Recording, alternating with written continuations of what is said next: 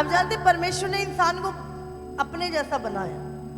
कई बार होती प्रभु क्यों बनाया है, बतिया अपनी चाबी अपने पास ही रखता रोबोट की तरह। सबसे बड़ा जो गिफ्ट इंसान को मिला ना वो थी मन मर्जी।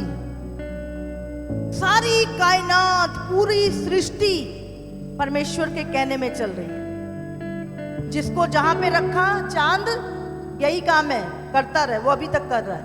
सूरज तूने सुबह निकल के मेरे लोगों को रोशनी दे रही, वो अभी भी कर रहा है। तारों को जो बोला वो अभी भी कर रहे हैं, जानवरों को जो बोला वो कर रहे हैं। पूरी सृष्टि जहां पे रखा जो काम दिया वही कर रही है। बस एक इंसान को परमेश्वर ने क्या कर दिया, फ्री विल दे दी, अपनी मर्जी दे दी। अपनी मर्जी से चुनाव करने का जो अधिकार दे दिया, वहीं पर इंसान जो है वो गिर गया।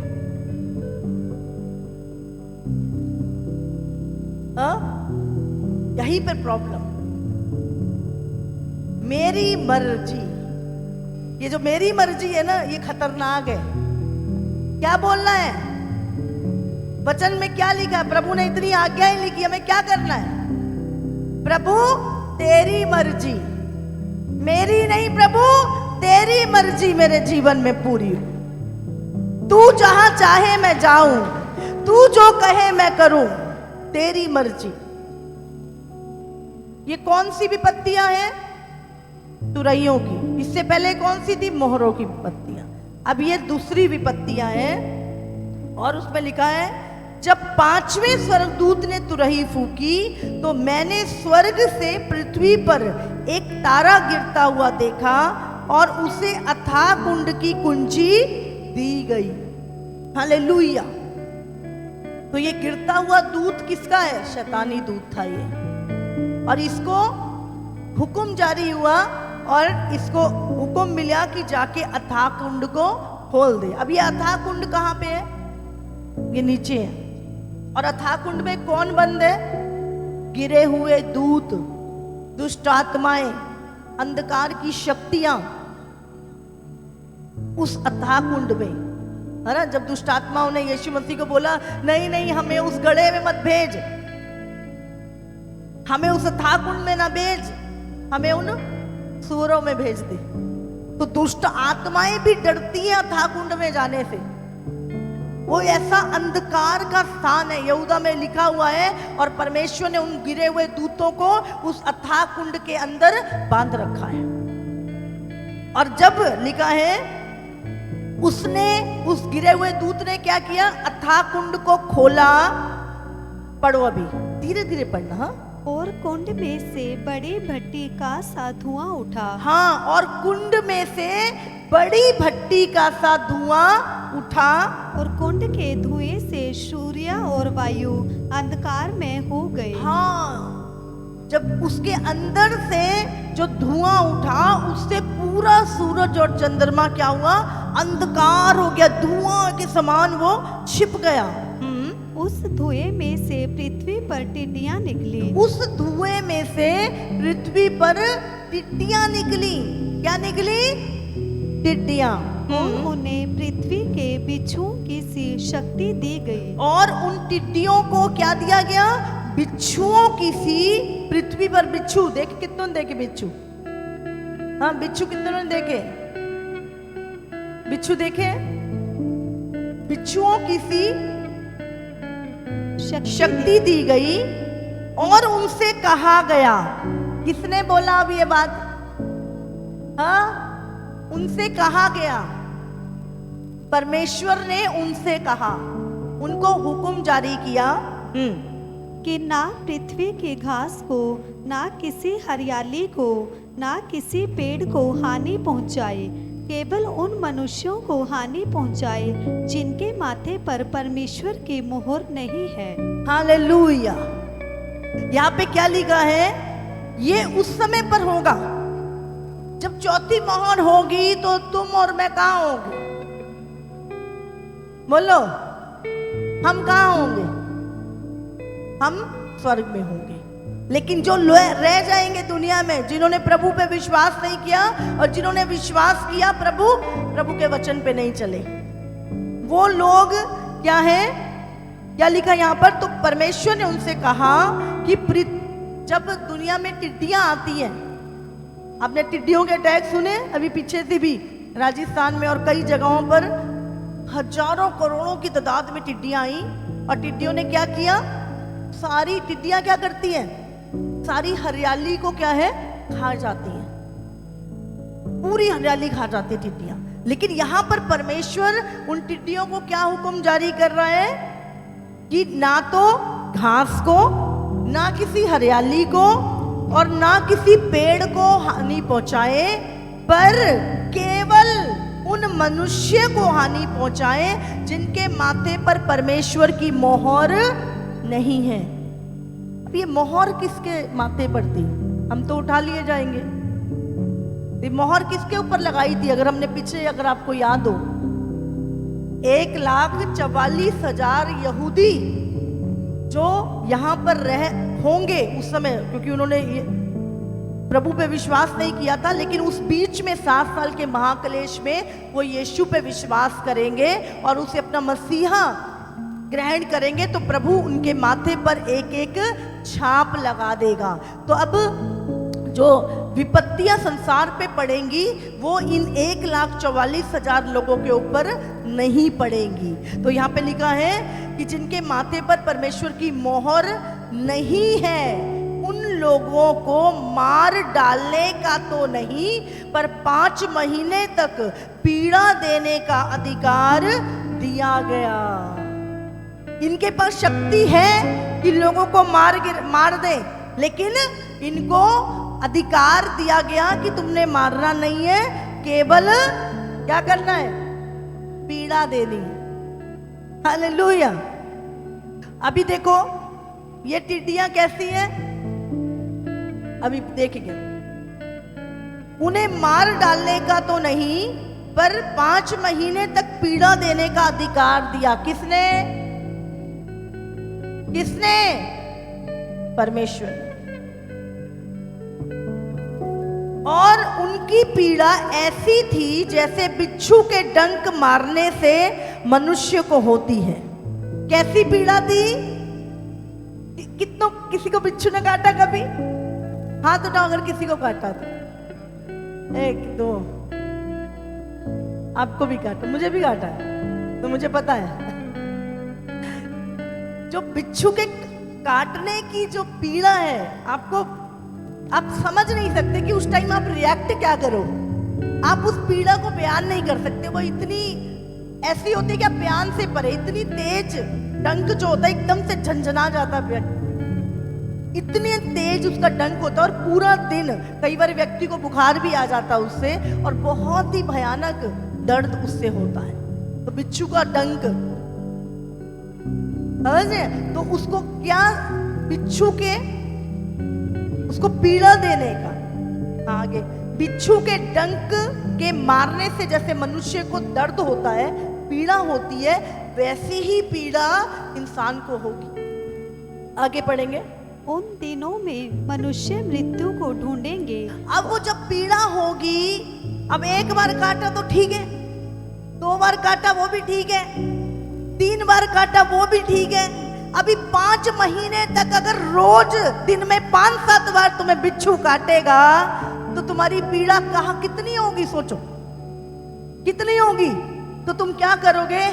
मेरी बर्दाश्त से बाहर है, अभी मुझे मर जाओ, मुझे मरने का टीका लगा दो, बस मुझे मरना है, मेरे से सहन नहीं हो रहा। और क्या लिखा है? मृत्यु भी उनसे भागेगी। बोले नहीं आऊंगी तुम्हारे पास। 5 महीने लगातार ये बिच्छू क्या करेगा? लोगों को डंक मारेगा, दिन में पता नहीं कितनी बार। और लोग क्या करेंगे? उन दिनों में मनुष्य मृत्यु को ढूंढेंगे, जहर पी लेंगे, लटक जाएंगे, पर लिखा है पर ना पाएंगे। मरेंगे नहीं लोग, करो जो करो, मृत्यु भाग जाएंगे। और मरने की लालसा करेंगे और मृत्यु उनसे भागेगी। समझ रहे? अभी लालसा होती है, चलो जी, हाँ, आप करने की लालसा होती है, बिरयानी खाने की लालसा होती, हाँ, और बहुत सारी लालसाएं दिमाग में उठती है हमारे, पर वो ये लालसा कैसी होगी? मरने की, मरने की लालसा करेंगे कि हम मर जाएं। पर लिखा है वो मरने की लालसा करेंगे पर अब मृत्यु उनसे भागेगी। 5 महीने दुनिया में कोई डेथ नहीं होगी, कोई मौत नहीं होगी 5 महीने। 5 महीने पूरी रोग, मृत्यु दर 0। दुनिया में एक भी व्यक्ति नहीं मरेगा। क्यों नहीं मरेगा? क्योंकि रोज उनको बिच्छू काटेगा और वो 5 महीने तड़फेंगे। क्यों? क्योंकि जब हम प्रचार सुनते थे, वचन सुनते थे, तो एक कान से सुनते थे, दूसरे से निकाल देते थे। बोले पास्टर जी का तो काम ही है सारा दिन चीख चीख के बोलते रहते हैं, हाँ, हमारी जिंदगी हम जैसे मर्जी जिए, इन्होंने क्या लेना है, हाँ। हम नहीं सुनेंगे, बोलो जो बोलना है। हमारे तो रुई डाल के बैठे हम दुकान में, हम नहीं बदलने वाले। तब ये लोग क्या करेंगे? यही लोग ढूंढेंगे, ये लोग ढूंढेंगे। और अभी वो टिड्डियां कैसी होंगी? अभी हमें लग रहा है अरे टिड्डी तो है, 1 मिनट में जला देंगे उसको, 1 मिनट में ऐसी कीड़े मार दवाई डालेंगे, सब टिड्डियां मर जाएंगी। अभी तक आपने ऐसी टिड्डियां ही देखी है, लेकिन ये टिड्डियां कहां से निकली हैं? बोलो कहां से निकली है? आग की भट्टी में से निकली है ये, तो ये जलने वाली तो नहीं है।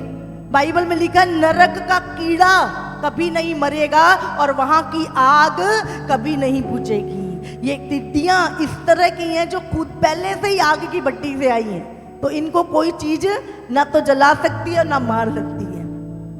पढ़ेंगे अभी इन टिड्डियों के बारे में पढ़ेंगे। उन टिड्डियों के आकार लड़ाई के लिए तैयार किए हुए घोड़ों जैसे थे। हाँ। और ये टिड्डियां नॉर्मल टिड्डियां नहीं है, इनको सिर्फ नाम टिड्डियां दिया गया, लेकिन ये टिड्डियां कैसी है? एक पिक्चर हम लगा रहे हैं, कैसी है? इनका आकार कैसा है? युद्ध के घोड़ों के समान। कमजोर घोड़े नहीं जो युद्ध के लिए होते हैं, जो आर्मी के पास घोड़े होते हैं, वैसे घोड़ों के आकार की ये टिड्डियां होंगी। हाँ। और उनके सिरों पर मानो सोने के मुकुट थे। और उनके सिर पर मानो सोने के मुकुट है, उनको अधिकार दिया गया होगा। और उनके मुंह मनुष्यों के जैसे थे। उनके जो मुंह थे वो इंसानों जैसे थे। हाँ। उनके बाल स्त्रियों के बाल जैसे। और उनके जो बाल थे वो स्त्रियों की तरह थे। हाँ। और दांत सिंहों के दांत और जैसे उनके 2 दांत भी निकले हुए थे, शेरों के समान उनके दांत भी हैं। हाँ। वे लोहे की सी झिलम पहने थे। और वो लोहे की झिलम पहने थे।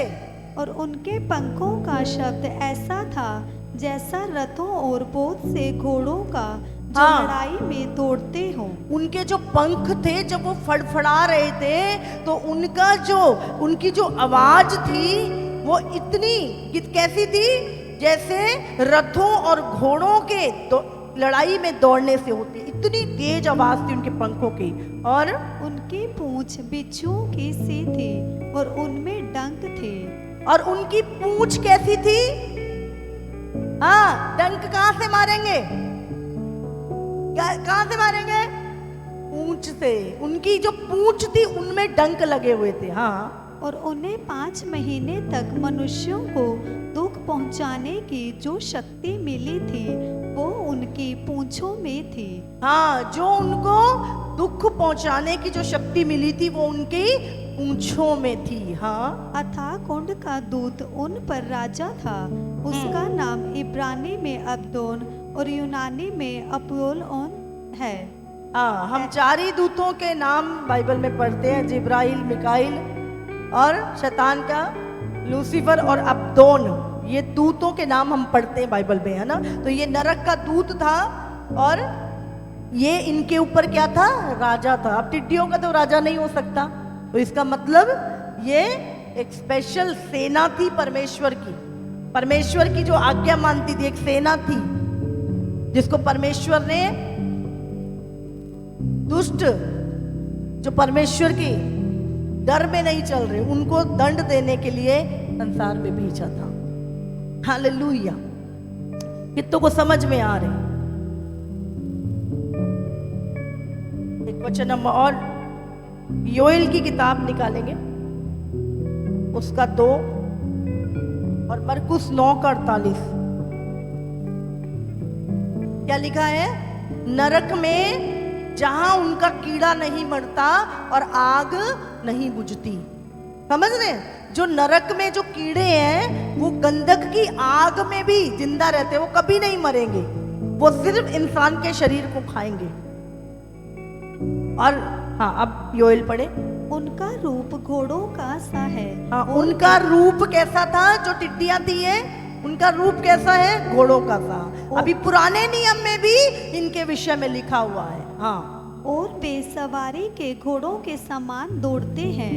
उनके कूदने का शब्द ऐसा होता है जैसा पहाड़ों की चोटियों पर रथों के चलने का, या खूंटी भस्म करती हुई लो का, या जैसे पाती बांधे हुए बलि योद्धाओं का शब्द होता है।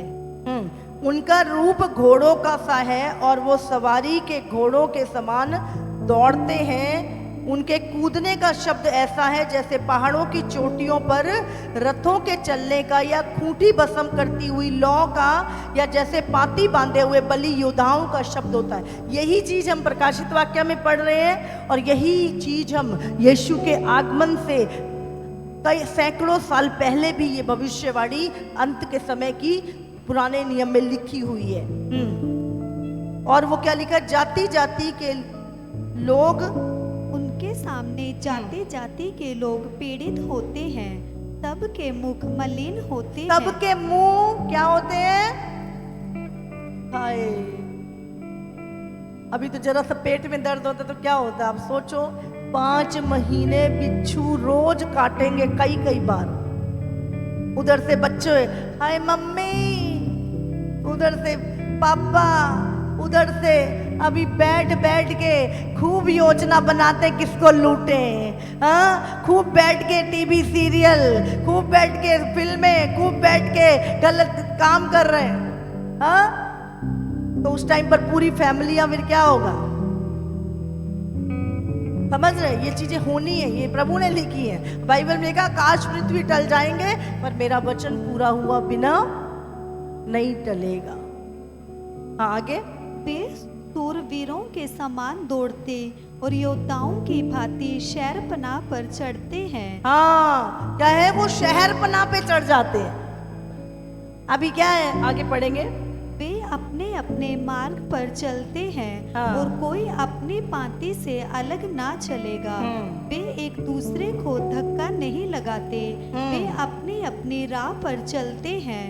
शस्त्रों का सामना करने से भी उनकी पांति नहीं टूटती। अभी शस्त्रों का, चलो अब क्या करें? अपने हथियार इस्तेमाल करते हैं, अपनी बंदूकें निकालो और इनको मारो।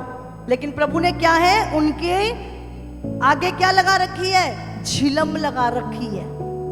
और वो पहले से ही आग से निकले हैं, तो कौन सी बंदूक उनके ऊपर काम करेगी? तो कोई भी हथियार उनको क्या है? मार नहीं सकता। हाँ, पढ़ो। वे नगर में इधर उधर दौड़ते और शहरपनाह पर चढ़ते हैं। वो क्या कर रहे हैं? नगर में इधर उधर दौड़ रहे हैं। दरवाजा बंद करके हम छुप रहे हैं उनसे, लेकिन क्या कर रहे हैं वो? वे घरों में ऐसे घुसते हैं और चोर, जैसे चोर खिड़कियों से घुसते हैं।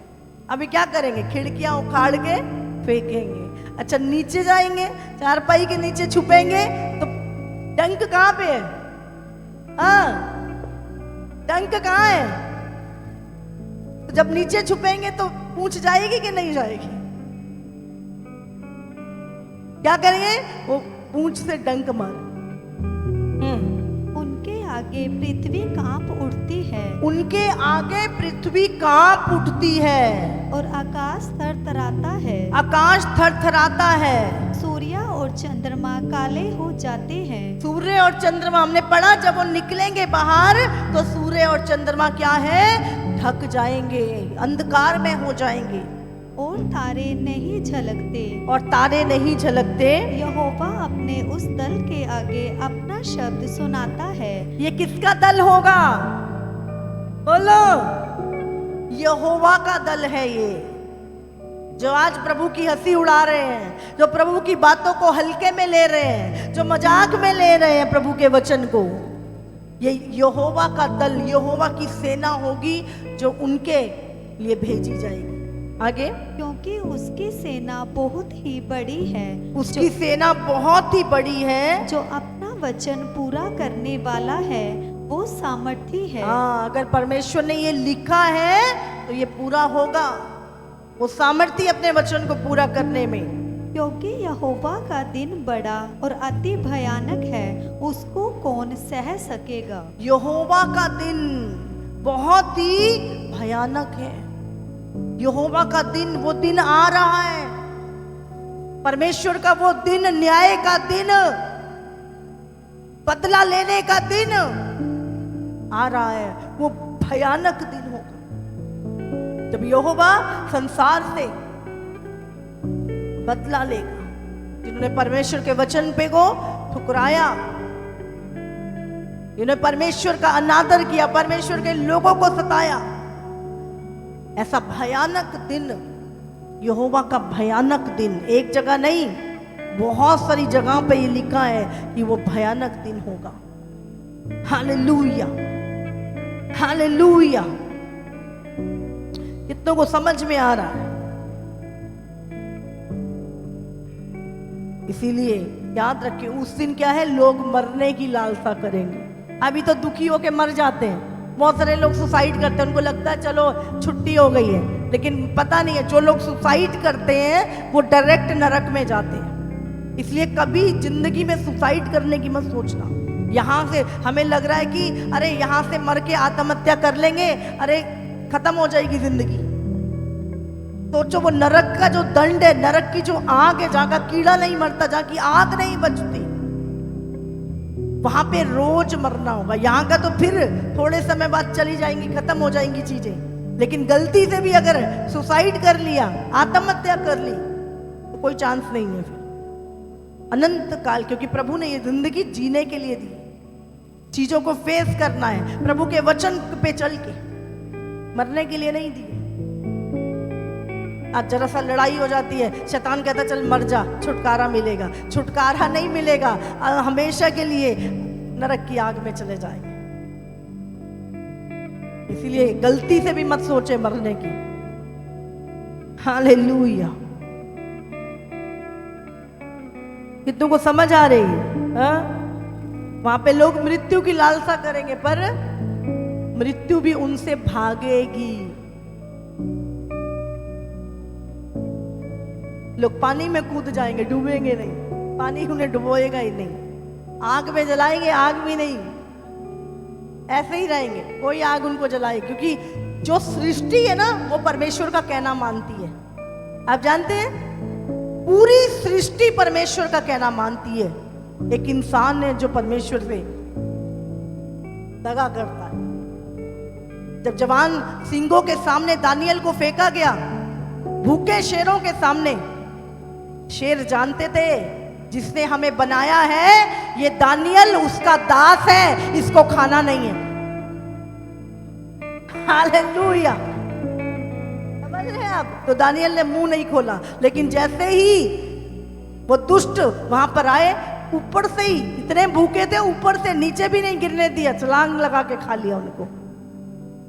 और जब शद्रक, मेशक और अबदनगो आग की भट्टी में डाले गए, बाइबल में लिखा है आग ने उनको जलाया नहीं, क्योंकि उन्होंने इनकार कर दिया था। बोलते हैं हम राजा तेरी मूर्ति के आगे नहीं झुकेंगे, हम जीवित परमेश्वर के लोग हैं, भले हमें आग में डाल दे। और जब उनको आग में डाला गया तो आग ने उनको जलाया नहीं, लिखा है उनका एक बाल भी जला नहीं। हालेलुया। सृष्टि भी परमेश्वर का कहना मानती है। समझ आ रही है आपको? तो उस समय पर कुछ नहीं। अब बाइबल में लिखा है वो टिड्डियां तुम्हारे हथियारों से नहीं मरने वाली, तोपे चलाओगे तो भी नहीं मरेंगे, आग में से निकल के आई है। प्रभु का दंड है, वो सहना ही पड़ेगा। अगर नहीं सहना चाहते तो क्या करना है? बोलो, आज ही टीवी देखना बंद, गंदी मूवीज देखना बंद, व्यभिचार बंद, नशे बंद। हाँ, अभी सोचो, महंगी से महंगी शराब की बोतल लो, हाँ, महंगी से महंगी, और एक बाउल में डाल के कुत्ते के आगे रख दो, पिएगा क्या? बोलो, पिएगा? क्यों? क्यों नहीं पिएगा? हाँ, इतनी टेस्टी, इतनी महंगी 5,000 की बोतल, पिएगा? उसको भी पता है नहीं पीना, बेकार चीज है, वो भी नहीं पिएगा। हमें पता है घर बर्बाद कर रही है ये चीज, हमें पता है पैसा बर्बाद कर रही है, सेहत बर्बाद कर रही है, लीवर बर्बाद कर रही है, फिर भी पिएंगे। अब पी के कहां जाएंगे? नरक। लगा, कोई चढ़दा लगा रहा, कोई चूना लगा रहा, कोई कुछ लगा। जानवर भी नहीं खाते, किसी भी जानवर को दो खाएगा ही नहीं, पर हम इंसान होके, बुद्धिमान होके, समझदार होकर, सब कुछ समझते और बूझते हुए भी जानबूझ कर, क्योंकि हम तो अपनी मर्जी करेंगे, मेरी मर्जी। प्रभु कहता है ये शरीर पवित्र आत्मा का मंदिर है, ये मंदिर है प्रभु का, इससे व्यभिचार करेंगे, इसके अंदर धुआं छोड़ेंगे। हाँ, जब परमेश्वर को नहीं जानते थे तो सुंदर सुंदर धूप लगा देते, खुशबू दिखाते थे उसको। अब प्रभु कहता है तेरा शरीर आत्मा का मंदिर है, और इसके अंदर क्या डाल रहे हैं? सिगरेट का धुआं, शराब, जर्दा, शरीर से व्यभिचार कर रहे हैं। तो क्या ये किसके लिए सजा लिखी हुई है? बोलो, किसके लिए लिखा है ये सब?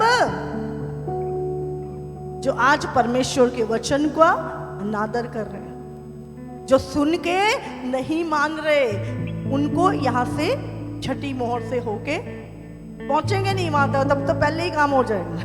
पर अगर पहुंच भी गए तो आगे अभी 7 कटोरे और हैं। लिखा 1/4, 7, उसके 7 पहले मोहरे, फिर 7 तुरैया।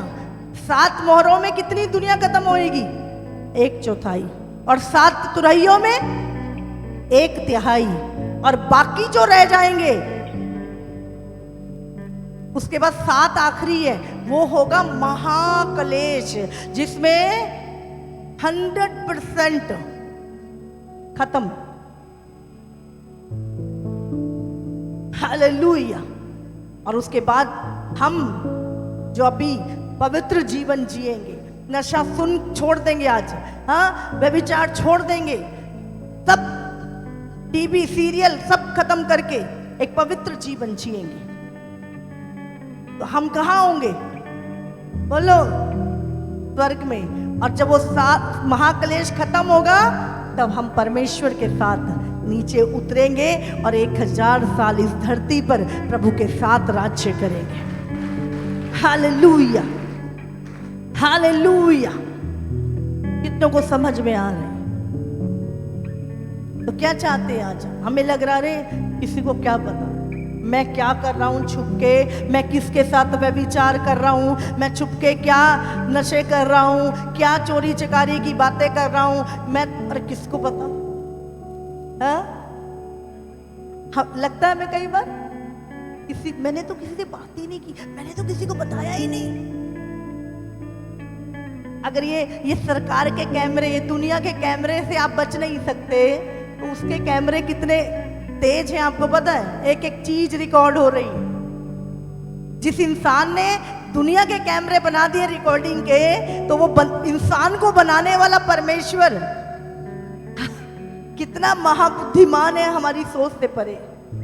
तो आज तौबा करें। आज जब वचन सुन रहे हैं तौबा करो, माफी मांगो, प्रभु हो गया, गलती हो गई, क्षमा कर दे प्रभु, अब नहीं। नहीं जाना इस विपत्तियों से प्रभु। मैं आज से अपना ध्यान रखूंगा, अपने बच्चों का, अपने घराने का ध्यान रखूंगा प्रभु। आज से मैं पवित्र जीवन जीऊंगा, तौबा करना। हालेलुया।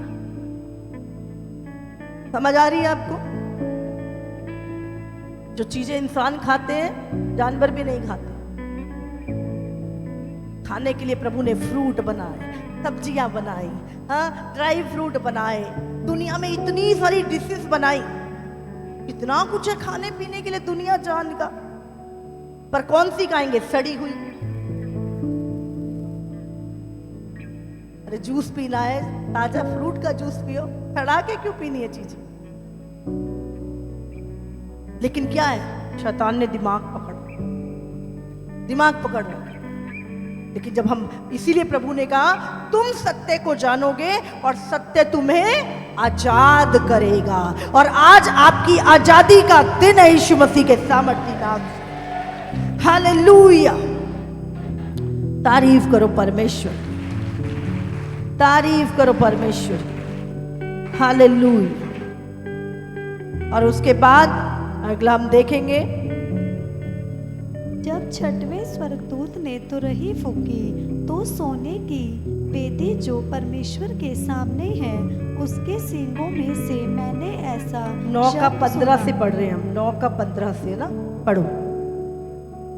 अभी क्या है, छठी मोहर जब स्वर्गदूत ने खोली तो क्या हुआ देखते हैं। हाँ, तुरही फूकी तो सोने की वेदी जो परमेश्वर के सामने है उसके सींगों में से मैंने ऐसा शब्द सुना, मानो कोई छठवें स्वर्गदूत से जिसके पास तुरही थी कह रहा है, उन 4 स्वर्गदूतों को जो बड़ी नदी फुरात के पास बंधे हुए हैं खोल दे।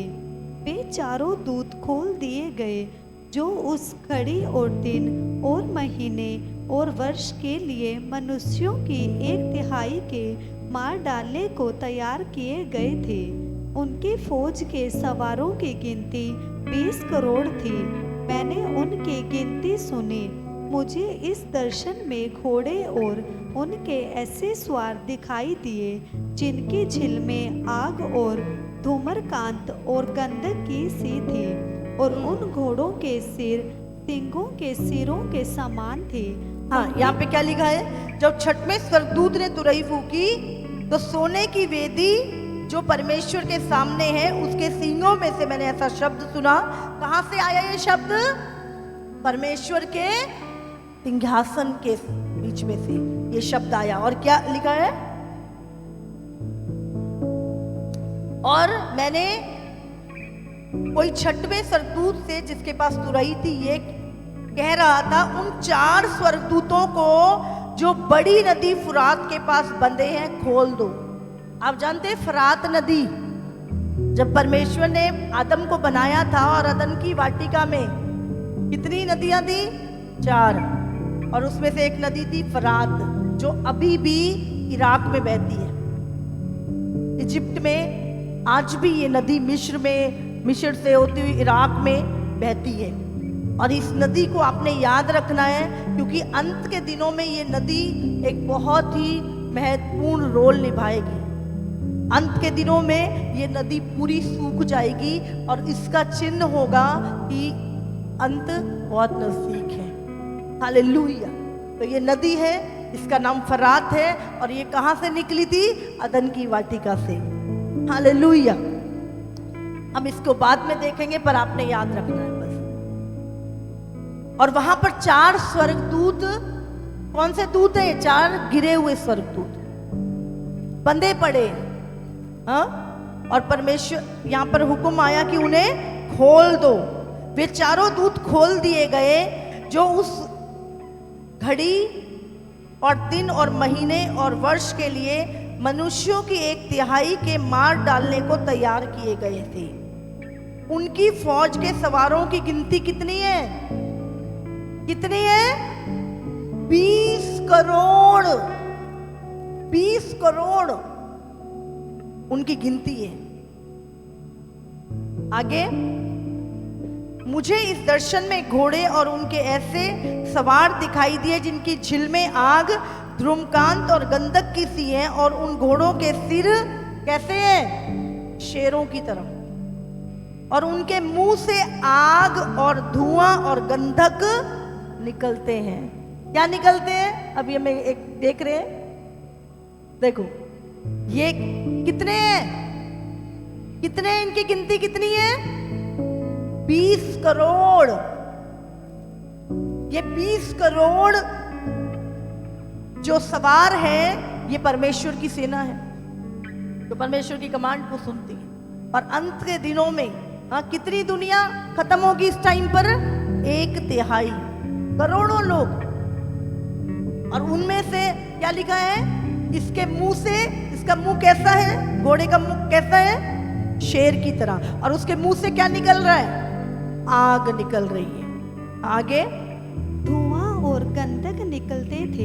हाँ, इन तीनों महामारियों अर्थात आग और धुएं और गंधक से जो उनके मुंह से निकलते थे, मनुष्यों की 1/3 मार डाली गई। कितनी मार डाली गई? 1/3 मार डाली गई। क्योंकि उन घोड़ों की सामर्थ उनके मुंह और उनकी पूंछों में अब थी। इनकी सामर्थ कहाँ है? इनके मुंह और इनकी पूंछों में है। इसलिए इनकी पूंछें सांपों जैसी हैं और उन पूंछों के सिर भी हैं। और इन्हीं से वे लोगों को पीड़ा पहुंचाते हैं। अभी कैसे? जब दुनिया में लोग मर जाते हैं तो क्या करते हैं? उनको जला देते हैं। लेकिन यहां पर क्या होने वाला है? क्या होगा यहां पे? क्या निकल रहा है मुंह से? अभी तो आपने मर के जलते हुए लोग देखे, लेकिन उस टाइम पर क्या होगा? इनके मुंह से जो आग निकल रही है वो लोगों को जिंदा जलाएगी, जिंदा। और अगर बच गए, पीछे से भागने की कोशिश करी, तो पीछे कौन है? सांप डसे, सर्प उनको डसे, बचने का कोई चांस ही नहीं है। और कितने हैं? 1-2 नहीं है ये। कितनी गिनती? 20 करोड़। और इनके मुंह से आग कौन सी निकलती है? लिखा गंधक। इसमें लोहा भी, मजबूत से मजबूत लोहा भी पानी की तरह बन जाता। ऐसी आग इनके मुंह से निकल गई। और ये चीजें बहुत ज्यादा देर नहीं है, ये होने ही वाली है। अब थोड़े समय में ये होने वाला है सब कुछ। जिनको मजाक लग रहा है ना, उनके मजाक होंगे उस टाइम पर। अब फिर याद आएगी, अरे पास्टर जी ने इतना खुल के बताया था, एक एक चीज बताई थी, फोटो भी दिखाई थी, ऐसे होंगे, बिल्कुल वैसे ही है ये तो। दूर से ही पहचान लेंगे, दूर से ही। अरे ये तो ऐसा ही दिखाया था बिल्कुल, ये वही है।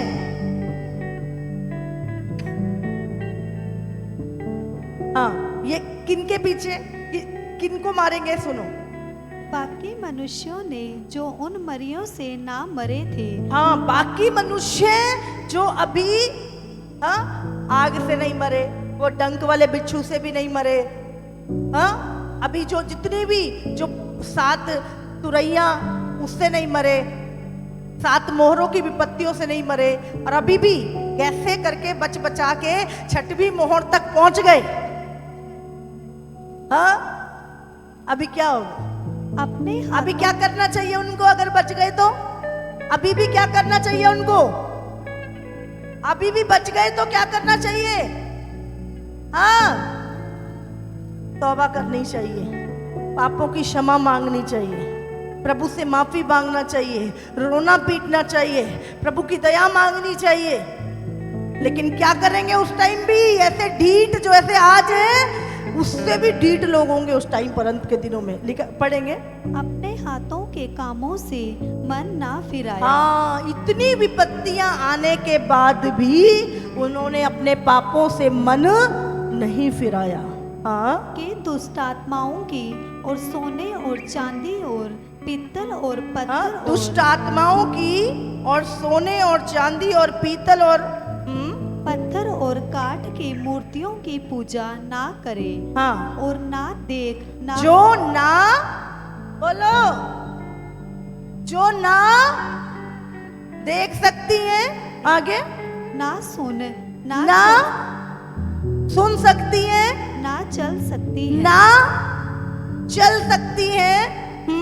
और जो खून और टोना और व्यभिचार और जो खून, किसी को दिल दुखाना, किसी को बुरा बोलना, झगड़ा करना, मार काट करना, गाली गलौज करना, खून करना और टोना जादू टोने और व्यभिचार और व्यभिचार और चोरी उन्होंने की थी, और चोरी उन्होंने की थी, उनसे मन ना फिराया। चोरी छुपके व्यभिचार कर रहे हैं, छुपके धोखा दे रहे हैं, चोरी कर रहे हैं, चोरी से कर रहे हैं काम, लिखा है उनसे मन ना फिराया। हालेलुया।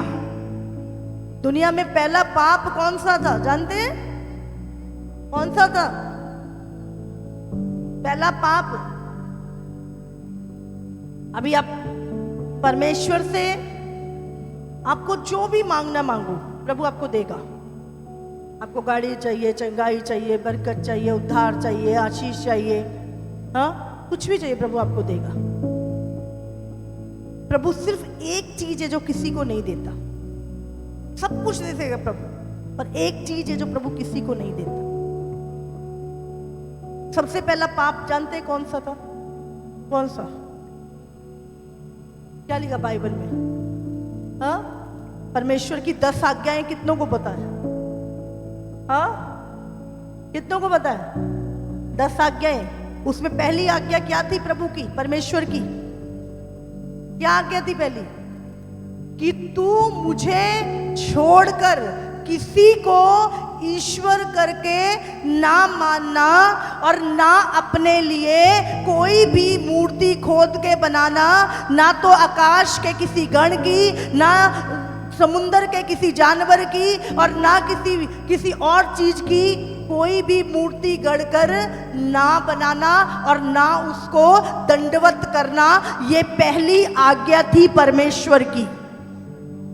सबसे बड़ा पाप परमेश्वर की नजर में यही था। आप परमेश्वर से कुछ भी मांगो वो आपको देगा, लेकिन परमेश्वर अपनी महिमा किसी के साथ नहीं शेयर करेगा, नहीं बांटेगा। आप परमेश्वर की महिमा किसी को नहीं दे सकते, चाहे वो सृष्टि है, चाहे वो सूरज है, चाहे वो चांद है, चाहे वो मनुष्य है, चाहे वो पृथ्वी है, कुछ भी क्यों नहीं है, परमेश्वर अपना जलाल, अपनी महिमा किसी के साथ नहीं बांटता, और आप परमेश्वर की महिमा किसी को नहीं दे सकते। हालेलुया। और शैतान ने सबसे बड़ा धोखा हमें यही दिया, उसने हमसे सृष्टिकर्ता को दूर करके सृष्टि की उपासना करानी शुरू करी, और मनुष्य उस जीवित परमेश्वर को छोड़कर, जिसने उसको बनाया, जिसने उसके लिए सब कुछ बनाया, उसको छोड़कर जानवरों की, इंसानों की, आकाश के गणों की, और पत्थर और मिट्टी और सोने और चांदी और काठ की मूर्तियों की आराधना करने लगा, जो परमेश्वर के लिए सबसे बड़ा गुनाह है उसके सामने। हालेलुया।